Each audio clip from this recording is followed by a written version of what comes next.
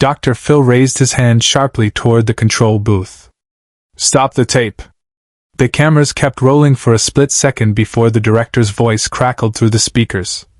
"We're down." The studio lights stayed on, but everything else froze.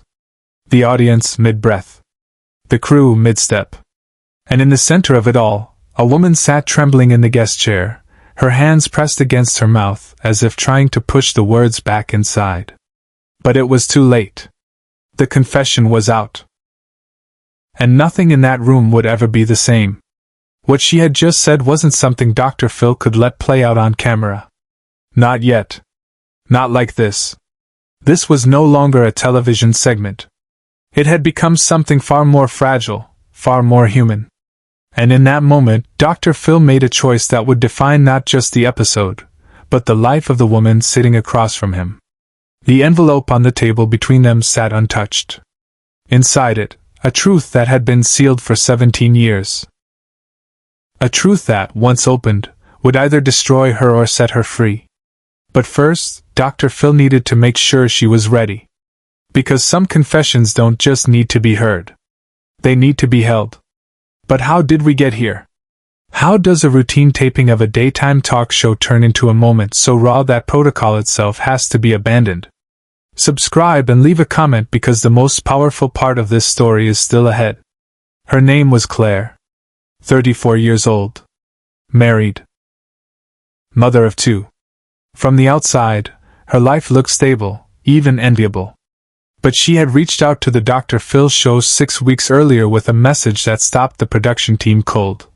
"I've been carrying a secret for almost 2 decades. If I don't tell someone soon, I don't know if I'll survive it." The pre-interview had been careful. Measured. The producers knew they were dealing with something heavy, but they didn't know how heavy. Claire had been vague, protective. She would only say that the secret involved her family, that it had shaped every decision she'd made since she was 17, and that she had never, not once, spoken it aloud to another human being. Dr. Phil had read the file the night before. He'd done thousands of these. He knew how to navigate trauma. He knew when to push and when to pull back. But something about Claire's case felt different. There was a weight to her silence that even the pages of her intake form couldn't fully convey. The day of the taping, Claire arrived early. She sat in the green room, hands folded in her lap, staring at the wall. A production assistant offered her water. She didn't respond. Another offered a tissue, just in case. Claire took it, but didn't unfold it. She just held it, tight, like it was the only thing keeping her tethered. When they brought her onto the stage, the audience gave her the standard warm applause. She didn't smile. She didn't wave. She just walked to the chair and sat down, her eyes fixed somewhere far beyond the cameras. Dr. Phil entered a moment later. The applause shifted to him. He acknowledged it with a brief nod, then sat down across from Claire. He didn't open with his usual energy. He could feel it already, the heaviness in the air, the way her body was coiled like a spring ready to snap. "Claire," he said gently, "thank you for being here." She nodded. "Barely. I know this isn't easy," Dr. Phil continued. "And I want you to know that you're in control here. We go at your pace. If you need to stop, we stop. Okay?" She nodded again. But her hands were shaking. Dr. Phil leaned forward slightly. "Tell me what brought you here today." And that's when the first crack appeared. Claire opened her mouth.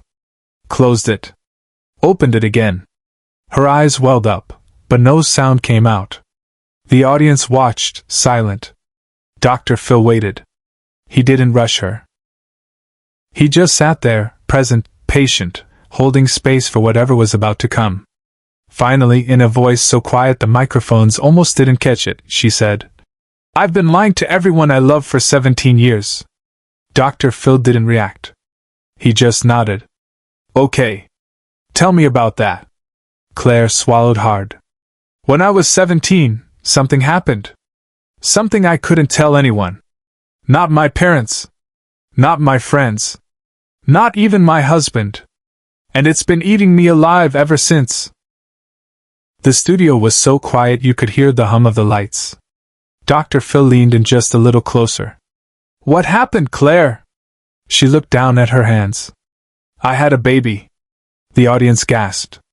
Not loudly. Just a collective intake of breath that rippled through the room like a wave. Dr. Phil's expression didn't change. "You had a baby," he repeated, his voice steady. "And no one knew." Claire shook her head. "No one. I hid the pregnancy. I gave birth alone. And I gave her up for adoption the same day." The weight of those words settled over the room like a blanket. Dr. Phil waited a beat, then asked, "Does your husband know?" "No." "Your parents?" "No." "Your current children?" Claire's voice broke. "No one knows. I buried it. I thought if I just never talked about it, it would stop hurting. But it hasn't. It's gotten worse. Every year on her birthday, I fall apart. And I don't even know if she's okay. I don't know if she's alive.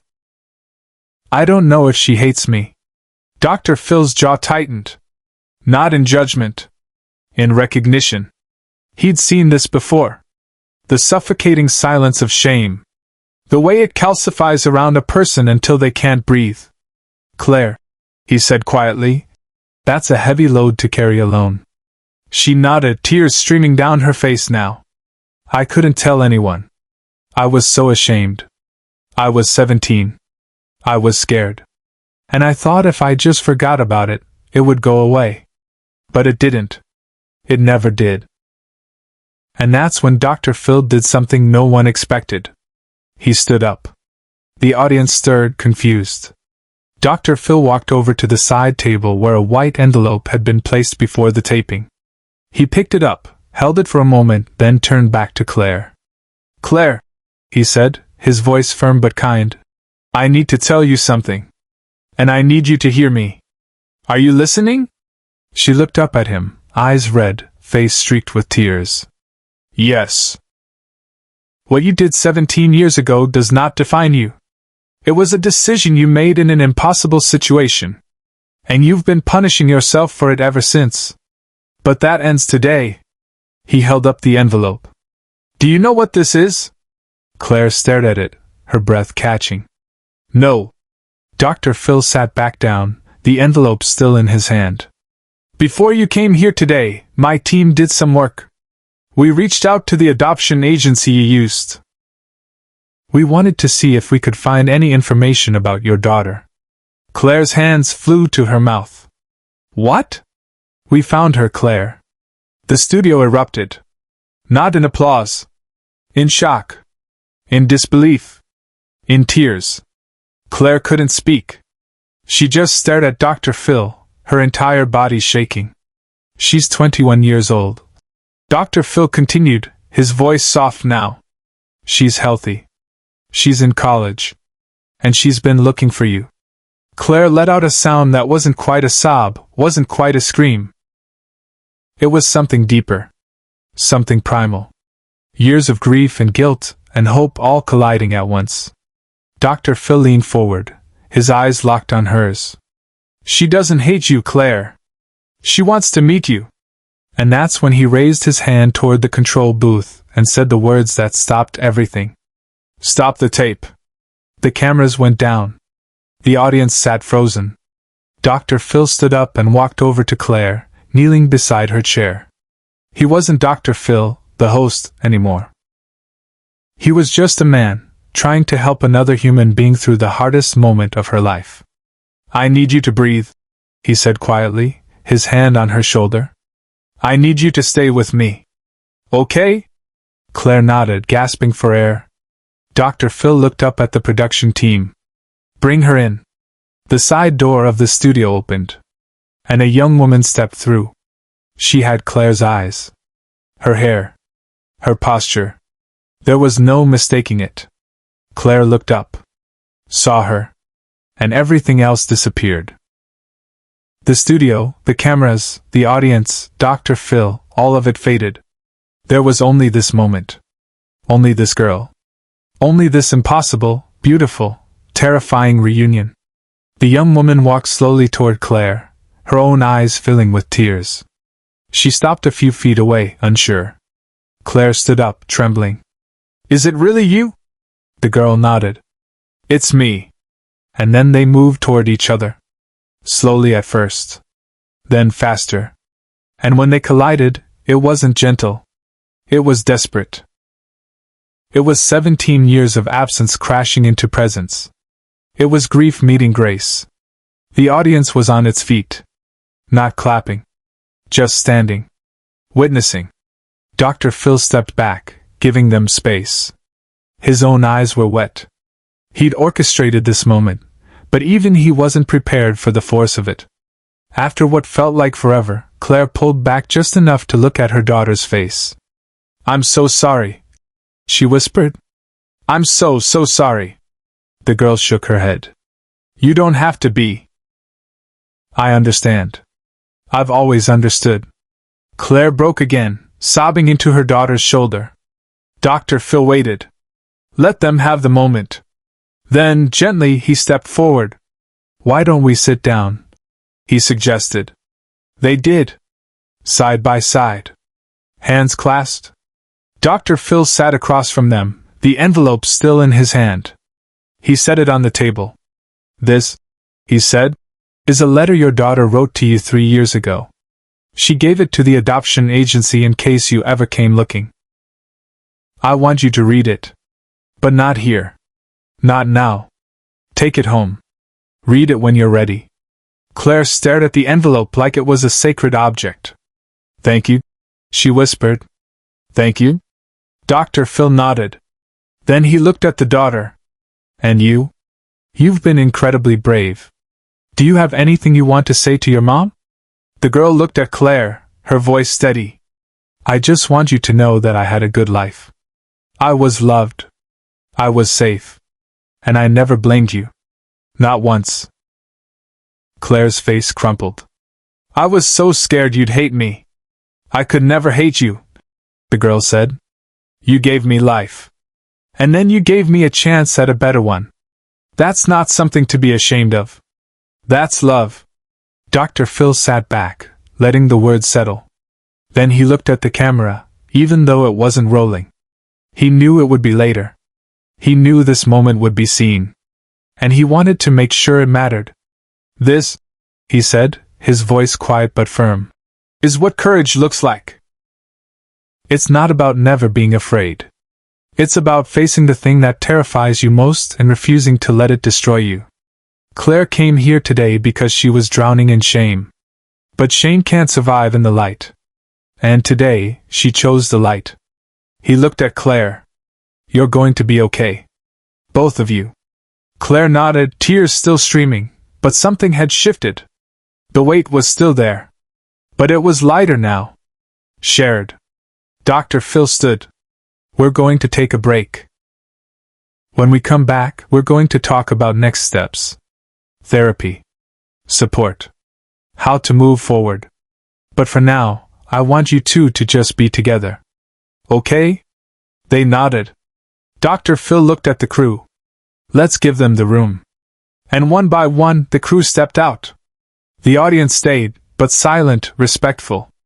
Dr. Phil walked off stage, leaving Claire and her daughter alone in the center of the studio, holding on to each other like they'd never let go. Backstage, Dr. Phil leaned against the wall, exhaling slowly. His producer walked over. "That was incredible," she said. Dr. Phil shook his head. "That was necessary. Do you think she'll be okay?" Dr. Phil looked back toward the stage, where Claire and her daughter were still sitting, still talking, still healing. "She's got a long road ahead. But she's not walking it alone anymore. And that changes everything." Later, after the taping resumed, after the resources were shared, after the final words were spoken, Claire stood to leave. She stopped in front of Dr. Phil one last time. "Thank you," she said. "For stopping. For caring. For making this possible." Dr. Phil smiled. "You did the hard part. You showed up. You told the truth. That's all you." Claire looked down at the envelope in her hand. "I'm scared to read this." "I know," Dr. Phil said. But I think you'll find it's exactly what you need. She nodded, then turned to her daughter. Together, they walked off the stage, side by side, into whatever came next. Dr. Phil watched them go, then turned to the camera for his final thought. Secrets have power. But only as long as we let them stay in the dark. The moment we bring them into the light, the moment we share them with someone who can hold them with us, they lose their grip. Claire carried her secret for 17 years. And it almost killed her. But today, she set it down. And in doing so, she didn't just save herself. She found her daughter. She found her truth. And she found her way forward. He paused. If you're carrying something you think you can't share, I want you to hear this. You don't have to carry it alone. There is always someone who will listen. There is always a way through. But you have to take the first step. You have to be willing to say the thing you think you can never say. Because on the other side of that fear is freedom. Share and subscribe. Make sure this story is never forgotten. The envelope sat on Claire's kitchen table for 3 days before she opened it. When she finally did, her husband was beside her. She told him everything the night after the taping. He'd cried. She'd cried. But he didn't leave. He stayed. And he held her. The letter inside was simple. Mom, I've been waiting my whole life to say that word. Thank you for giving me life. Thank you for letting me find you. I love you. Claire folded the letter against her chest and whispered, I love you too. Some confessions break us. But the right ones set us free.